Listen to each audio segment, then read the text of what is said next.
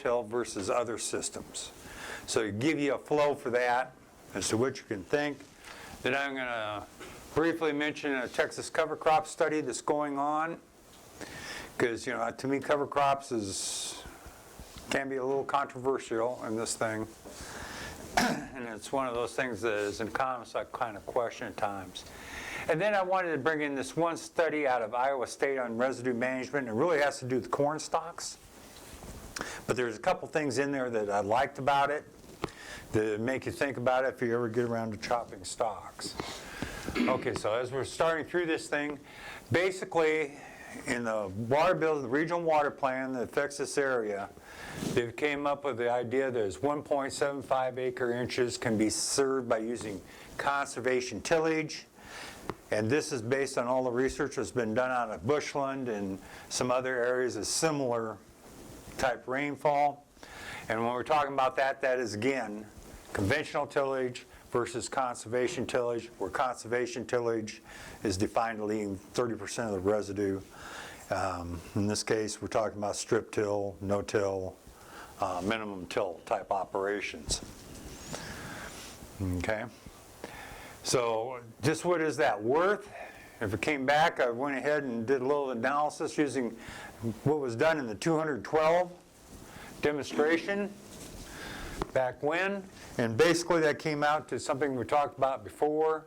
If you looked at the yield during that and the average amount of water putting in, it worked out to be about 9.22 bushels per acre inch. So if you take a rainfall adjustment, which is 30% loss, times that 1.75, you're talking about 11 additional bushels. Okay? So what's it worth? Again, looking at the gross benefit, just what you can get for it. If you looked at a $5 corn, we need some of that $5 corn. But even not, if you look at the $4, $3, we're talking about gross net of harvest costs of approximately $35 to $52. Now this is not adjusting for fertilizer requirements, chemicals, or anything else. So if you think about the fertilizer you'd be adding in there, you can take off about another $10, I imagine. It'd be a pound of nitrogen. Unless, according to Mike, it'd be 2/3 of a pound of nitrogen. Okay, for every, again, bushel of corn, and about 0.7 on the phosphorus. So that kind of gives you an idea. So you're really talking about 25 to, in our environment now, $25 to $30 that's worth on conservation tillage. Also, I'll note that in their analysis, basically, when they looked at conservation tillage, cost of conservation tillage versus conventional tillage, that was a wash for the most part. You had herbicides going up on one, you had tillage operations going down on the other. And I know that that was an excellent study. Because I don't know if you know the person that did the analysis for him, but he's good. Now, I want to mention this economics of this 2005 Kansas State study real briefly. Compares producers that are completely no-till to others using conventional or reduced till practices by region.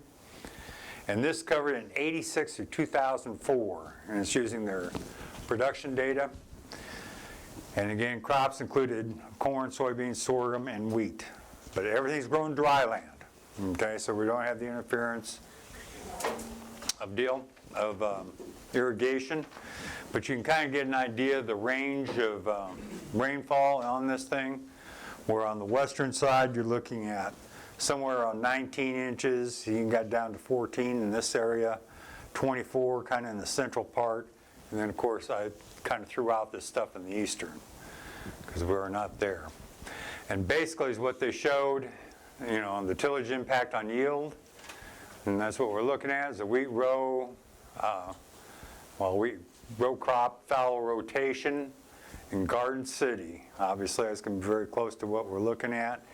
And what they found is if you look at the continuous till, you can see it was here, and again, we're doing yield, and they're doing it in milligrams per hectare. But basically, the no-till had a 26% increase on corn, 11% increase on milo, And as you got into, we're using all 3 different rotations. You do what you'd expect. Your conventional had a lower yield. Your reduced till had a little higher yield, and no-till showed up to be higher. Now again, this is basically on, I don't even know where I was going with that. But again, this is out of Garden City. And this covers about, in this case, they pulled the data from a 6-7 year period. Now, this is a wheat and sorghum yield in a rotation. This is out of Tribune, which of course Tribune is even further to the west. And basically is what they were showing on this is the continuous till. The reduced till had about a 15% increase in yield, 26% increase in no-till. And that's what they're showing on the Milo. So again, the less you're in there, the greater the yield. And that's what they're finding on a dry land situation. Now this is the Northwest Farm Management Association. This is another different little study where they looked at it from 92 to 2001, 92 through 2003. And this is continuous till, reduced till is the purple line. No-till is the blue or lighter blue. And in that they're showing corn with about a 15% increase in yield, Milo with about 22%. So again, just the general theme, no-till tends, and again, when you're into these semi-arid regions, will tend to increase your yields. This one was not nearly as clear, and this was 96 through 2004. You can see that it did not show a wheat. So these things are variable on this thing. Now this is just kind of, is that me or is that them? Okay, let's slow down. So this is continuous till versus no-till. And again, we're looking at the cost comparison, and obviously you're getting a little bit different, less machine. Is that me? Okay, maybe if I back up, it won't be jumping on me. You get less on the tillage, obviously, more on the herbicides. But the point I want to make here is that, we always talk about the cost, which is different. They're really not showing any significant difference between conventional tillage and no tillage, because basically you're replacing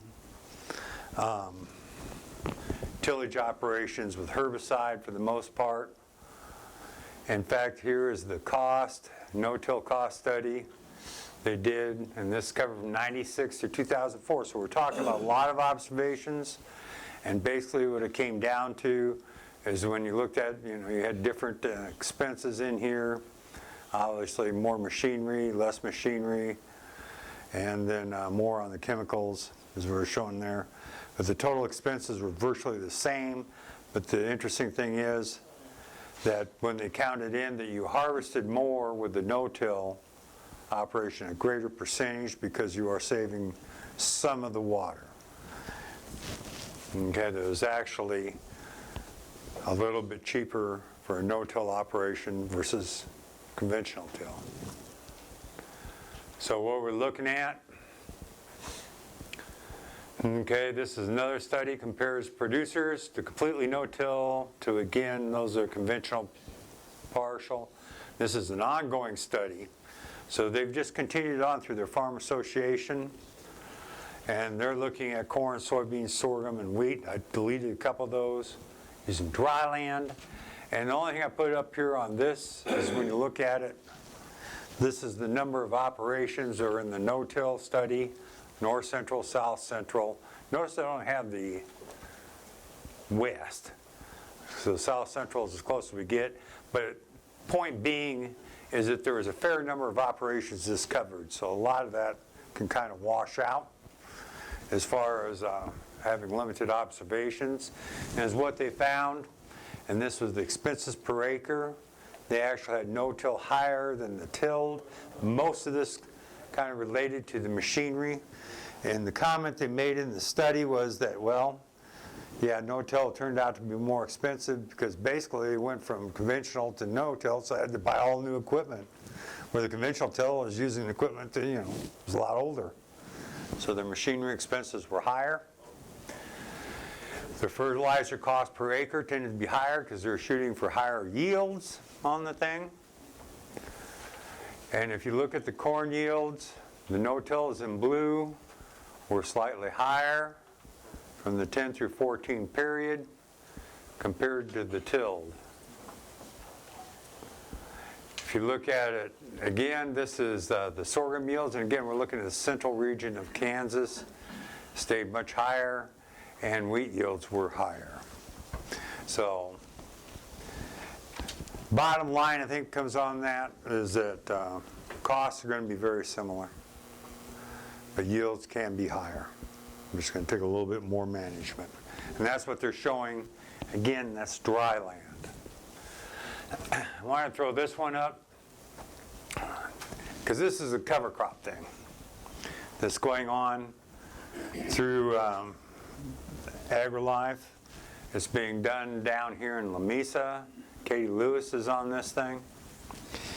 And what I want to show you there, and this just kind of looks at it, and basically looked at conventional tillage and two different things. There's a few things in the study I like. Some of the stuff I kind of worry about. But it's no-till with a rye cover compared to a rye cover, and no-till with a mixed cover. Okay? So again, we're looking at different systems. And I won't go through that. So if you look at the biomass, and this has been going on for 3 years, from 2015, 16, and 17. You can see here, this is the no-till rye and the no-till mixed. I always hate this. Okay, for 15, 16, 17, what the biomass looked like for the rye versus the mixed. And to me, this is more the soil organics deal on the conventional till. You can see that we had an increase, in particular, when we're looking at the rye. We picked up a lot of the carbon in that. Not so much on the mixed no-till. And the mixed no-till, I should have brought that back. You see if I've got that mixed cover. And that mixed cover was 50% rye, 33% winter pea, 10% hairy fetch, and 7% radish. So it's a little bit different game on this thing. Now, when you start to look at it, I cut this off. This is conventional, this is the rye, this is the other, and this is the test that was collected in 2017, so this has been in place 3 years. And basically, notice how the total nutrients had gone up significantly in the rye and also the no-till mix. And if we look at the value on the pHs stayed a little bit lower in the conventional. Okay, so it dropped the pH a little bit by going to that cover crop. And we come back in here on the phosphorus. I can't see where that is. And we've got the calcium, we've got the manganese, and we've got the sulfur on this thing. Now, when they went ahead and did what they call the Haney test on this thing, soil health assessment, notice on the plant available, here's where you start to see the difference, why you might want to consider the mixed, is that you ended up with more plant available nitrogen compared to the conventional. Rye improved it some, but it got to be more. The same way on the phosphorus and, of course, the potash, which we're not so much concerned about. I don't buy a whole lot of this in here because they didn't ask me to figure it for them. So therefore, I can't say it's right. And some sort of soil health test, and they go through that, basically says the soil health is improving. So, while we put that out there, the thing that I always look at, of course, is what? Money. That's all I care about. I don't care about all this other stuff. And bottom line is, here's the cotton lint yield. Here's your conventional till. Here's your rye no-till. Here's your mixed no-till. They're in the system. What do you see there? Are we seeing a whole lot of yield increase? And that's the thing that bothers me a little bit. Now, you know, listening to what they were saying, what did Fred say about that? Do you get a great big boost in organic matter right off the bat? It may take years, maybe decades. Okay? So you can't really anticipate that you'll see. Now we're going to have a panel in here. We're going to have Kelly's going to be in here to talk about how they use them. But this is, to me, a concerning factor on this thing. This graph I understood. Some of those others I don't. So again, to get us back on schedule, I got one more to talk about. I forgot about this residue management. This was done in 2013. There's a couple things I want to point out. And basically this was dealing with silage, or stalks. Okay, going ahead and baling corn stalks. They had a couple things in there that I wanted to show you in particular, because you know some of you do bale stalks on occasion, and it got into, of course, if you know 175 bushel yield, removing 30%, 50%, 70%, and these were just the different operations they assumed. If you had 70%, you had to chop them, rake them, bale them, and move them, and then that would be the cost as you've gone through there per acre or per ton. Now, nutrient value per ton of corn stover removed, and this is one of the things that they pointed out. Yes, you got the money you made from those corn stalks, but when you take off those corn stalks, two things are happening, and this thing I wanted to point out is you're taking off some nitrogen that are in the stalks, some phosphate, and of course the potash, which is probably a little less of an interest. So they had that at $23 per ton of corn stover. So it's not that you're getting $60 an acre. But the amount of soil loss, and this is probably the, if I had to see one thing in here that I liked, it was this, because it kind of gave you an idea. Remember, we're working with a clarion soil. Anybody know what a clarion soil is?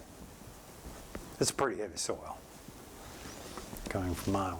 So when you looked at that and you think about it, you can start to see the relationship. You're taking out 30%, 50%, 70%. Basically, the estimated soil loss was about half a ton here, a little over half a ton.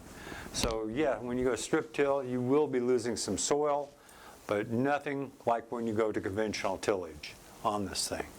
The other thing I like about this study is that when it came back down to it, and I don't know if I've got it in there, again this is 175 yards, that if you looked at 175 bushels, taking off 30%, we're talking about 1.4 to 3.4 tons. Okay, of corn stover removed, and then here's the estimated cost. Now when you look at that, this is from some scientific committee that came up with the value of that soil loss at about $7 per ton. Now, when we get down to talking about things, do you think we're going to lose more soil than they would? Because it can get a little bit windy around here. Of course, you got to look at the other side of things. Your neighbor's soil is kind of blowing over in yours too. So that may not be a net change on that thing. Okay? So if you put that value in there, then the total cost per acre, and that was one of the things that I liked, is they had that, or they had spent some sort of big committee that came up with that $7 a ton. The west side's the only one that comes out the loser.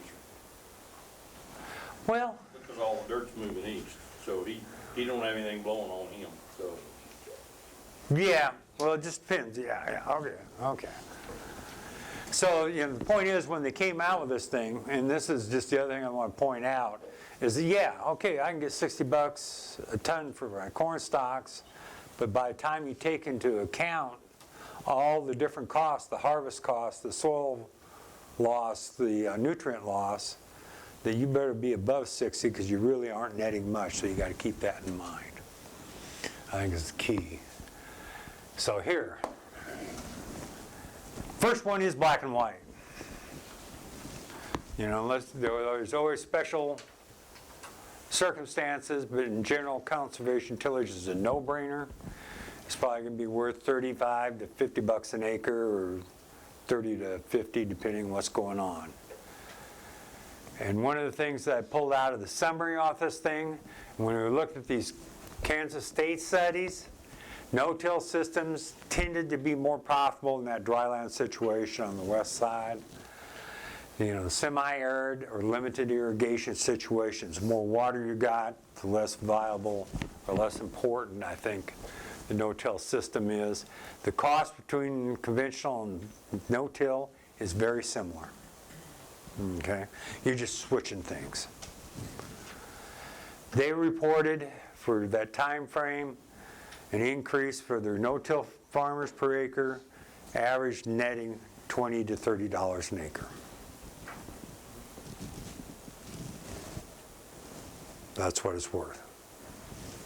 You got to decide on the management. The Texas cover crop deal, they point out it can improve the soil health, pH, reduce that soil erosion, less herbiciding theoretically, increase water holding capacity, potential nutrient content. But I think that what we saw there is the yields didn't necessarily increase. One study I did not put in there is a new study coming out of Illinois. Basically says the cost of the cover crop, you know, from the reduction in the soil loss, the reduction in the nutrient loss, or the increased nutrients, covers about 2/3 of the cost. Now, yeah, is there going to be an increase in water holding capacity? Yeah, I think so. Now the question is, will you be alive to see it? I don't know. Because, you know, as Fred was pointing out, it takes a long time to build up that organic soil matter. So I think the jury's still out on this one. I'm not convinced, but hopefully our panel today can convince me. The other thing I want to point out is Iowa State concludes that this decision to harvest corn stalks is not all you need to consider. That fertility and soil loss, you got to consider that, the fertilizer you're losing, and the reduced organic matter, and of course the soil health, which we don't know how that'll play. But again, it's not you're going to get $60 per ton by the time you net these costs out, and maybe more closer to a zero-sum game on that. So already I've used my 20 minutes plus. Questions? Those are just a brief look at it, just to kind of to frame it. Again, to me on the cover crops, you're going to have to take it with a grain of salt right now and figure out if that's going to work for you. So I'll be very interested in what Kelly has to say. And who else we have on the panel? There's somebody else that's using cover crops. A lot.